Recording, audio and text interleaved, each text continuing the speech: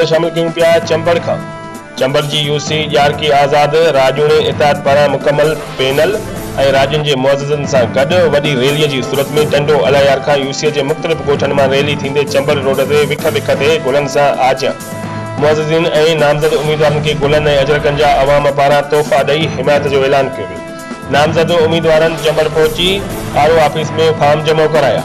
रैलीअ में इरशाद जसकानी, हाजी दाऊद आरीसर, डॉक्टर सादिक सहतो, वफा माजिद आरीसर, मौलवी अब्दुल लतीफ बोजदार, हाजी हुसैन बोजदार, हाजी खुदाबख्श जसकानी, मंजर हुसैन दाऊदानी, जुल्फकार जसकानी, अब्दुल रज़ाक बोजदार, मोहम्मद मिठन खासकेली, आमिर आरीसर, नूरमंद सहतो, गुलाम आबिद बोजदार समेत मुख्तलिफ बिरादरियों जिनमें दाऊदानी, जसकानी, बोजदार, आरीसर, सहता, जुनेजा खासकेली, दरसद, सोलंगी, सुमरा, पालारी, बुलेरी ऐं ॿियनि बिरादरियुनि जे मुअज़्ज़िज़नि समेत कोहली, मेंगवाड़, भील बिरादरियुनि वॾे अंग में शिरकत कई, जॾहिं त रैलीअ में नौजवाननि जो वॾो अंग मौजूदु हो।